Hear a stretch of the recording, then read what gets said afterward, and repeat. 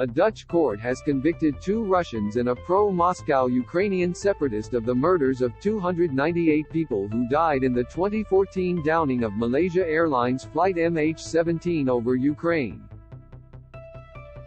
One Russian was acquitted because of a lack of evidence. Presiding Judge Hendrik Steenhuis said that evidence presented by prosecutors at a trial that lasted more than 2 years proved that the Boeing 777 flying from Amsterdam to Kuala Lumpur was brought down by a Buk missile fired by pro-Moscow Ukrainian fighters on July 17, 2014. The crash scattered wreckage and bodies over farmland and fields of sunflowers.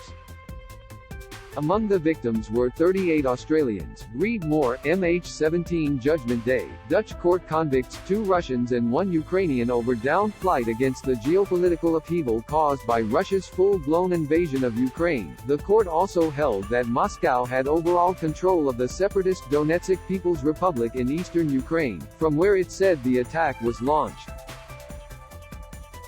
None of the defendants appeared for the trial that began in March 2020, and if they are convicted, it's unlikely they will serve any sentence anytime soon. Prosecutors had sought life sentences for all 4. Prosecutors and the suspects have 2 weeks to file an appeal. Presiding Judge Hendrik Steenhuis opened Thursday's hearing and said the court takes the view that the MH17 was brought down by a Buk missile launched from an agricultural field in eastern Ukraine. The judge said he would go on to rule on other legal issues and the guilt or innocence of the suspects later in the hearing. Tension was high among families before the hearing. Read more. Emmanuel Macron accuses Scott Morrison of provoking confrontation with China over a UK-US submarine deal. The truth on the table. That is the most important thing, said Anton Cote, who lost his son, daughter-in-law and his 6-year-old grandson when MH17 was shot down. He said the hearing was a D-Day for relatives. Robert Van Heiningen, who lost his brother, sister-in-law and nephew, called the downing an act of barbarism that he could never put behind him, regardless of the verdict. I call it a stone in my heart, and stones don't disappear, he said. None of the suspects appeared for the trial that began in March 2020, and if they are convicted, it's unlikely they will serve any sentence anytime soon. Prosecutors have sought life sentences for all 4. Prosecutors and the suspects have 2 weeks to file an appeal. The Hague District Court sat at a high-security courtroom at Schiphol Airport. Read more. NT Killer Cop Inquest hears tribal law often misunderstood as revenge. Hundreds of family members of people killed had traveled to the court to hear the verdict, bringing them back to the airport their loved ones left on the fateful day MH17 was shot down. Outside the court, planes could be heard taking off and landing nearby on a cold, gray day.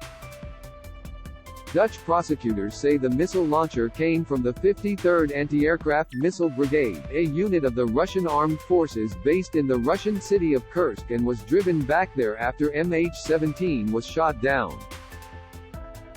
The suspects aren't accused of firing the missile but of working together to get it to the field where it was fired. They are accused of bringing down the plane and the murder of all those on board. Read more. Australia Post apologises for inexcusable, offensive sign in Adelaide office. The most senior defendant convicted is Igor Girkin, a 51-year-old former colonel in Russia's Federal Security Service, or FSB. At the time of the downing, he was defense minister and commander of the armed forces of the self-proclaimed Donetsk People's Republic, the region where the plane was shot down. Girkin reportedly is currently involved in Russia's war on Ukraine. Also convicted were Girkin's subordinates, Sergei Dubinsky and Leonid Karchenko, a Ukrainian who prosecutors say was commander of a pro-Russia rebel combat unit and took orders directly from Dubinsky. Oleg Pulatovis, the only one of the suspects who was acquitted, represented by defense lawyers at the trial. They accused prosecutors of tunnel vision in basing their case on the findings of an international investigation into the downing while ignoring other possible causes. In a video recording played in court, Filatov insisted he was innocent and told judges, "What matters to me is that the truth is revealed. It's important for me that my country is not blamed for this tragedy."